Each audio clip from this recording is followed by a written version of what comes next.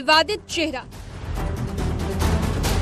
दल बदलने में माहिर, अंबेडकर के विचारों का झंडा उठाने वाले, सत्ता की हवा को पहचानने वाले, अपने ही दल को जख्म पहुंचाने वाले,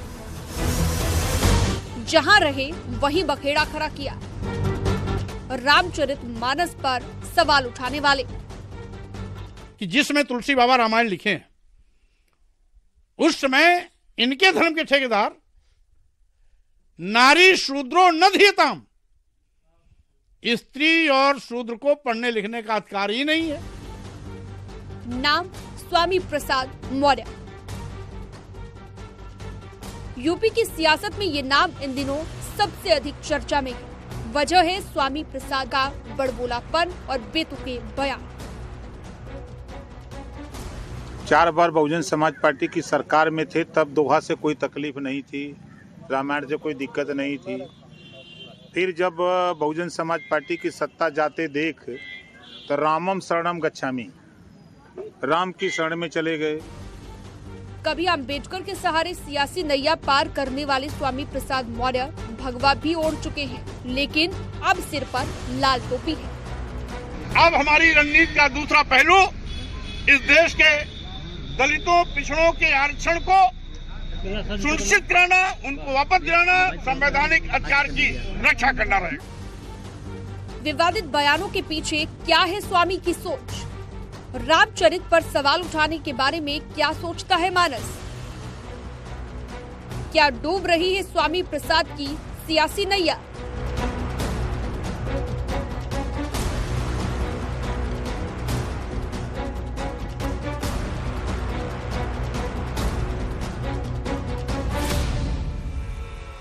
ऐसे तमाम सवाल हैं जो इन दिनों जनता की जहन में उठ रहे हैं।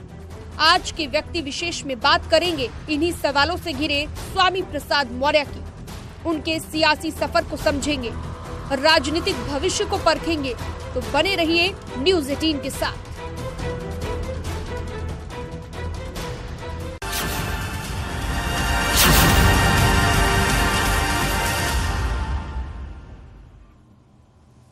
नमस्कार, मैं हूं मेनका चौधरी और आप देख रहे हैं हमारा खास शो व्यक्ति विशेष, जिसमें आज बात होगी विवादों के स्वामी प्रसाद मौर्य की। स्वामी प्रसाद ने रामचरितमानस पर सवाल उठाए तो उम्मीद थी कि सपा उन पर कोई बड़ा एक्शन लेगी, लेकिन ठीक 5 दिन बाद आज 2 घटनाएं एक साथ घटी। एक तरफ लखनऊ में रामचरितमानस की प्रतियां जलाई गई तो दूसरी तरफ समाजवादी पार्टी ने स्वामी प्रसाद मौर्य को प्रमोशन देकर पार्टी महासचिव बना दिया। अब सवाल उठ रहे हैं कि क्या स्वामी प्रसाद मौर्य के बयान के पीछे सपा अध्यक्ष अखिलेश यादव थे? क्या इस खेल के पीछे समाजवादी पार्टी है? क्या सपा ने अब खुलकर जातीय पार्टी की पहचान बनाने का मन बना लिया है? आइए देखिए ये रिपोर्ट।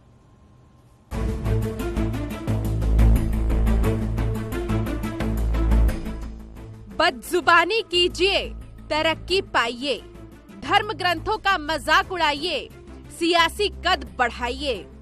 क्या यही है आज की सियासत का सच? क्या यही है सपा और उसके नेताओं का एजेंडा? ये कैसा इंसाफ है? जन भावनाओं से ये कैसी खिलवाड़? जिसने रामचरितमानस का मजाक उड़ाया, जिसके समर्थन में लोगों ने रामचरितमानस की प्रतियां जलाई, ठीक उसी पल, ठीक उसी दिन विवादों के स्वामी का सपा में सियासी कद बढ़ा दिया गया। रामचरितमानस या प्रभु श्री राम या तमाम हिंदू देवी देवताओं पर प्रश्न चिन्ह खड़ा करने वाले या अपमानित करने वाले व्यक्ति को जिस तरह से राष्ट्रीय महासचिव बनाया गया समाजवादी पार्टी के मुखिया के द्वारा, और पूर्व में यह कहा गया कि वो उनके निजी बयान है, तो इससे साफ हो जाता है कि आपको इसी विचारधारा के लोग पसंद हैं। अब जरा लखनऊ की ये तस्वीरें देखिए। ये कैसी सियासत है? जिस देश की 80% आबादी हिंदू है, जहां रामचरितमानस को पूजा जाता है, वहां ये कौन लोग हैं, किसके समर्थक हैं और किसकी शह पर रामचरितमानस की प्रतियां जलाई जा रही हैं? इसमें जो आपत्तिजनक टिप्पणियां हैं, हाँ, नारी शक्ति के विरुद्ध, शूद्रों के विरुद्ध, दलित समाज के विरुद्ध, ओबीसी समाज के विरुद्ध, इनमें हम इन टिप्पणियों को, इन चौपाइयों को रामचरितमानस से निकलवाना चाहते हैं। इसको रामचरितमानस से निकाली जाए, तभी ये विरोध प्रदर्शन शांत होगा, नहीं तो ऐसे विरोध प्रदर्शन जगह जगह होंगे। आज से बड़ा ये ग्रंथ जो बताया जाता है सनातन धर्म का रामचरितमानस, इसमें पूरे सर्व समाज को मतलब गरियाया गया है, बेवकूफ बनाया गया है, नारियों के लिए अपशब्द कहे गए हैं। जो स्वामी प्रसाद मौर्य ने उसके खिलाफ कहा है, तो हम सब लोग उनकी बातों का पूरी तरह से समर्थन करते हैं। क्या स्वामी प्रसाद मौर्य और समाजवादी पार्टी यही चाहती थी? क्या इसी पल का इंतजार हो रहा था जब खुलेआम हिंदुओं की भावनाओं का मजाक उड़ाया जाए? स्वामी पर चुप्पी तक तो ठीक था, लेकिन जिस तरह अखिलेश ने उन्हें प्रमोशन दिया, वो साफ इशारा है कि स्वामी पर सपा अध्यक्ष का स्टैंड क्या है। स्वामी प्रसाद मौर्य जी को मैंने कहा है कि जाति जनगणना के आंदोलन में आगे बढ़ें। कोई चुनावी हथकंडे मुझे लगते हैं। जहाँ तक भारतीय जनता पार्टी का सवाल है, सभी लोगों का सम्मान और सभी का समायोजन इस पार्टी के अंदर है और जनता आशीर्वाद दे रही है। जो कभी नहीं हुआ वो अब हो रहा है माननीय प्रधानमंत्री जी के नेतृत्व में और माननीय मुख्यमंत्री जी के नेतृत्व में। 30 साल बाद दोबारा जनादेश भारतीय जनता पार्टी को मिला है। जो विपक्ष के लोग हैं वो चुनावी हथकंडे और ऐसे मुद्दे उखाड़ने और ढूंढने की कोशिश कर रहे हैं। मतलब साफ है कि जो स्वामी दलित, आदिवासी और पिछड़ों के नाम पर मानस विवाद को जन्म दिया, उनका एजेंडा पहले से तय था और उसी को हवा देने के लिए वो अपने विवादित बयान पर अडिग है, जिसे अखिलेश यादव का फुल सपोर्ट है। जिन पाखंडियों ने धर्म की आड़ पर इस देश की महिलाओं, आदिवासियों, दलितों और पिछड़ों के साथ सौतेला व्यवहार किया, अपमानित किया, नीच कहा, मारने पीटने का पात्र बताया, सम्मान न किए जाने की बात कही, हम समझते हैं ये धर्म नहीं है और सीधा सीधा ये अधर्म है, क्योंकि धर्म का मकसद होता है मानवता का सम्मान, मानवता का कल्याण, मानवता का प्रस्तुतिकरण और मानवता का सशक्तिकरण। स्वामी मौर्य उस रणनीति के तहत काम कर रहे हैं जिससे 2024 के रण में भुनाने के लिए अखिलेश यादव ने सेनापति घोषित किया है। लेकिन ये कैसी सियासत जो जन भावनाओं को आहत कर सियासत के शीर्ष पर लेकर जाए? संतों और धर्म ग्रंथों का अपमान कर आखिर स्वामी और उनकी पार्टी किस कामयाबी के सपने देख रहे हैं? Bureau report, news 18।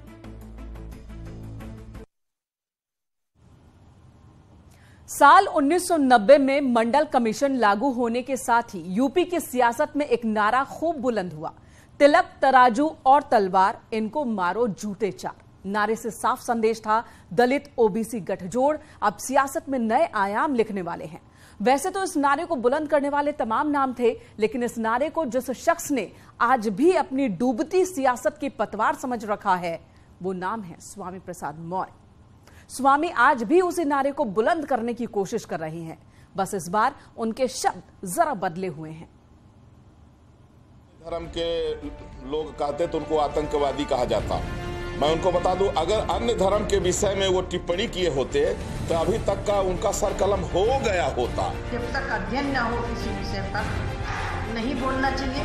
Prasad Maurya की तरफ से खुद को माफी मांगनी चाहिए, स्वामी प्रसाद मौर्य को बाहर करना चाहिए। क्या हिंदुओं को गाली देके, रामायण को गाली देके, धर्म को गाली देके आप कुर्सी पे आएंगे? कैसे नेता है जो हिंदुस्तान के धर्म को समाप्त कराना चाहते हैं?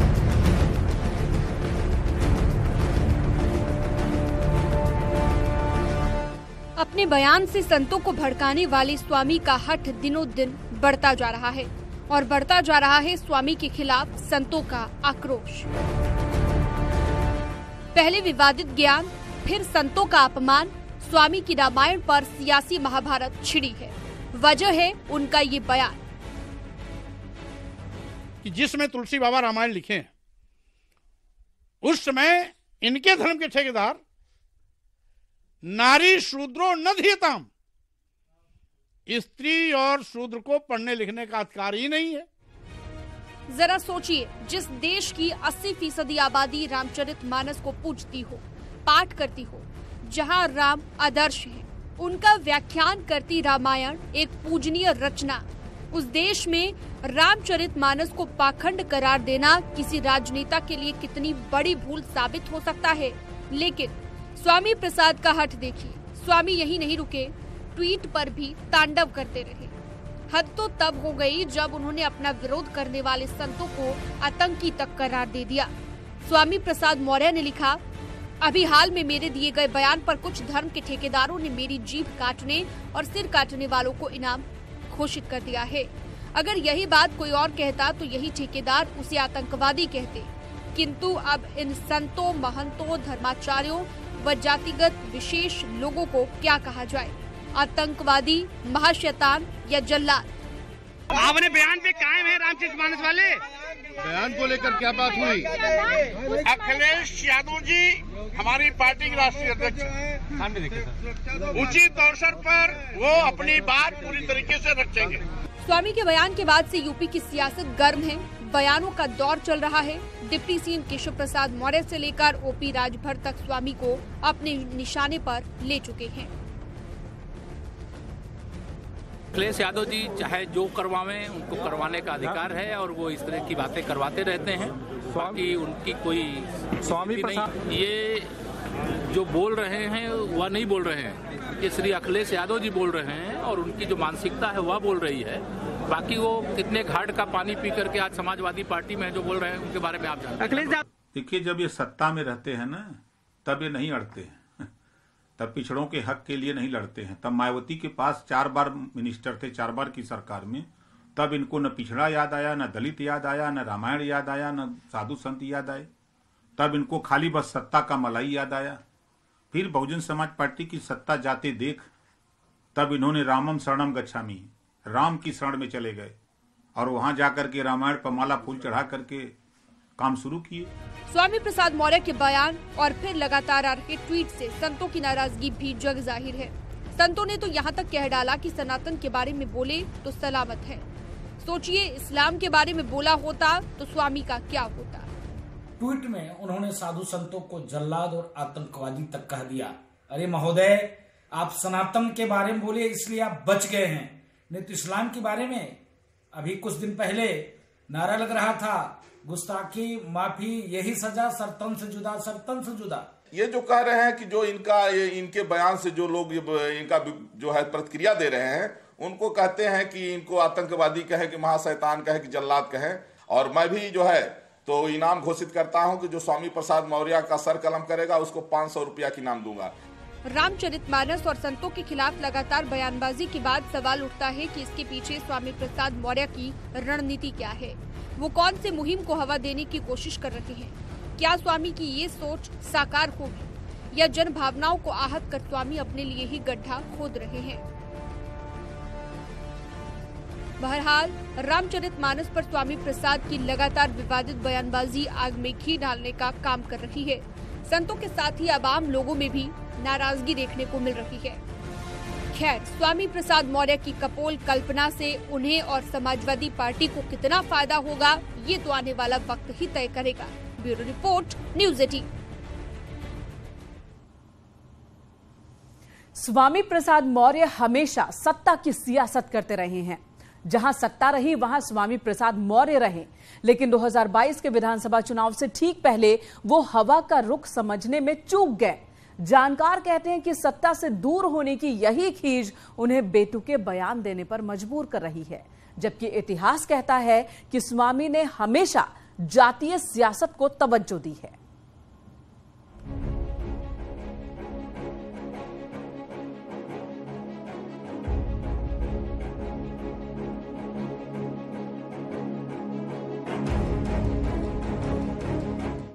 कभी बेटी संघमित्रा के जरिए धरती पुत्र मुलायम सिंह को सियासी चुनौती देने वाले स्वामी प्रसाद मौर्य का राजनीतिक जीवन काफी दिलचस्प है। स्वामी प्रसाद के सियासी सफर में ड्रामा भी है, सस्पेंस भी और कई क्लाइमैक्स भी। स्वामी प्रसाद मौर्य का जन्म 2 जनवरी 1954 को प्रतापगढ़ जिले के चकवड़ गांव में हुआ था, लेकिन अपनी सियासी कर्मभूमि के लिए रायबरेली के ऊंचाहार को चुना। उन्होंने इलाहाबाद यूनिवर्सिटी से लॉ में स्नातक और एमए की डिग्री हासिल की है। स्वामी प्रसाद मौर्य ने 1980 में राजनीति में सक्रिय रूप से कदम रखा। वो इलाहाबाद युवा लोक दल की प्रदेश कार्य समिति के सदस्य बने और जून 1981 से सन 1989 तक महामंत्री पद पर रहे। स्वामी प्रसाद मौर्य की जहाँ तक बात रही, वो उनका राजनीतिक जीवन पडरौना से शुरू हुआ है और वो BS4 से काशीराम के जब संपर्क में आए उन्होंने अपनी राजनीति की और उसके बाद जिस तरीके से वो मायावती की सरकार में लगातार 4 बार कद्दावर मंत्री के रूप में रहे और जो BSP का एक नारा था तिलक तराजू और तलवार जूते मारो उनके 4, उस विचारधारा के साथ वो सरकार में रहे। लेकिन जिस तरीके से वो आपने बात की, वो निश्चित तौर पे अवसरवादी विचारधारा के वो व्यक्ति हैं, जहां जिस जगह उनकी सत्ता में रहने की आदत रहती है। प्रयागराज में किस्मत आजमाने वाले स्वामी प्रसाद मौर्य को सियासत में असली मुकाम रायबरेली में मिली। मौर्य ने 80 के दशक में चुनावी किस्मत आजमाने के लिए डलमऊ विधानसभा सीट को चुना, जिसे वर्तमान में ऊंचाहार सीट के नाम से पहचाना जाता है। स्वामी प्रसाद मौर्य का बचपन बेहद गरीबी में बीता। रायबरेली के ऊंचाहार से उन्होंने अपने सियासी सफर की शुरुआत की। सियासत में हर किसी के ऊपर किसी न किसी का हाथ होता है। ऐसे में स्वामी प्रसाद मौर्य के ऊपर स्थानीय नेता रामनाथ सेठ ने हाथ रखा। रामनाथ सेठ ने न उनको सिर्फ सियासी प्लेटफॉर्म तैयार करके दिया, बल्कि आर्थिक मदद भी स्वामी प्रसाद मौर्य की। स्वामी प्रसाद ऊंचाहार में रामनाथ के घर पर ही रहकर चुनाव लड़ा करते थे। लोकदल से लेकर जनता दल कई बार चुनाव लड़े, लेकिन जीत नहीं सके। 1991 से 1995 तक जनता दल में रहे, लेकिन मायावती के पहली बार CM बनते ही बसपा का दामन थाम लिया। 1996 में स्वामी प्रसाद मौर्य पहली बार डलमऊ सीट से विधायक बने और दोबारा इसी सीट से 2002 में जीतकर विधानसभा पहुंचे। इस बीच मायावती सरकार में मंत्री भी बने, लेकिन 2007 में बसपा की लहर में उन्हें इस सीट पर हार का मुंह देखना पड़ा।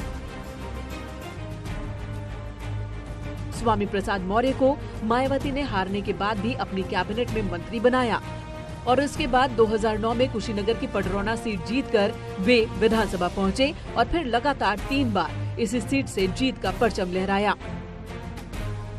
का बहुत लंबा सार्वजनिक जीवन रहा है। वो 4 बार से अधिक कैबिनेट मिनिस्टर रहे हैं, 2 बार लीडर ऑफ ऑपोजिशन रहे हैं और वो शायद जहाँ तक मेरी जानकारी दुरुस्त है, उन्होंने शुरुआत समाजवादी पार्टी से की थी, लेकिन उनका असली राजनीतिक जो जीवन प्रगति हुई है वो बहुजन समाज पार्टी में हुई है। 2017 में वो भारतीय जनता पार्टी में आ गए थे, 5 साल वो मिनिस्टर रहे। पडरौना सीट पर पैर जमाने के बाद स्वामी प्रसाद ने ऊंचाहार सीट अपने बेटे उत्कृष्ट मौर्य को सौंप दी। हालांकि 2 चुनाव से इस सीट पर उत्कृष्ट मौर्य लड़ तो रहे हैं, लेकिन जीत हासिल नहीं कर पाए। इन दिनों स्वामी का सियासी करियर शिखर पर था। BSP के दिग्गज नेताओं में वो शामिल हो चुके थे। स्वामी प्रसाद मौर्य ने 22 जून 2016 को बहुजन समाज पार्टी से इस्तीफा दे दिया। इस्तीफे के साथ ही उन्होंने पार्टी पर पैसे लेकर टिकट बांटने के बड़े आरोप लगाए। उस वक्त तक स्वामी का कद इतना बड़ा हो गया था कि आरोपों की सफाई देने के लिए खुद मायावती को सामने आना पड़ा। उन्होंने स्वामी प्रसाद मौर्य के आरोपों का खंडन किया था। BSP छोड़ने के बाद स्वामी प्रसाद ने जुलाई 2016 में लोकतांत्रिक बहुजन मंच नाम का संगठन बनाया और लखनऊ के रमाबाई अंबेडकर रैली मैदान में इसकी घोषणा की।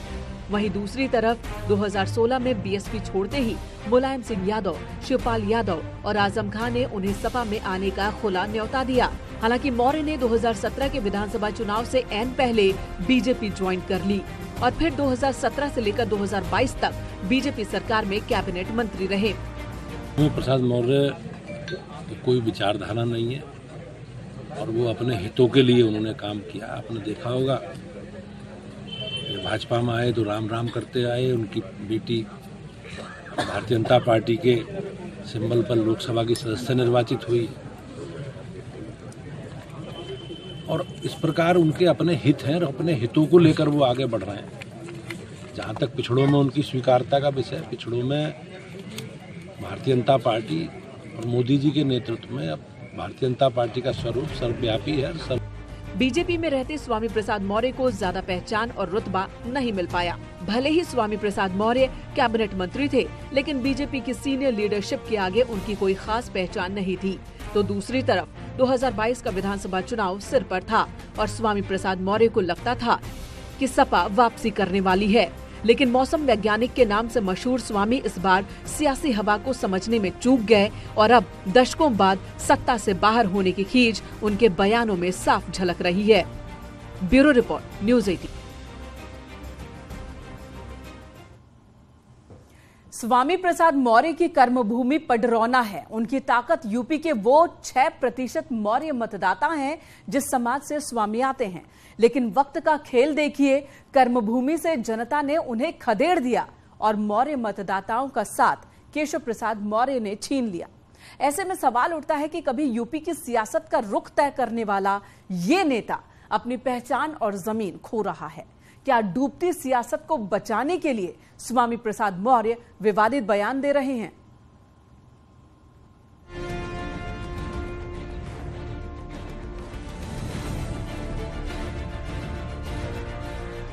स्वामी प्रसाद मौर्य की सियासी रसूख उनकी जनता है, लेकिन जिस हिंदू बहुसंख्यक पडरौना सीट से स्वामी जीतकर विधानसभा पहुंचते रहे, वहां के मतदाताओं का मोह अब स्वामी मौर्य से भंग हो चुका है और इसकी झलक 2022 के विधानसभा चुनाव में देखने को मिली, जब उन्होंने अपनी पारंपरिक सीट छोड़कर फाजिल नगर से चुनाव लड़ा।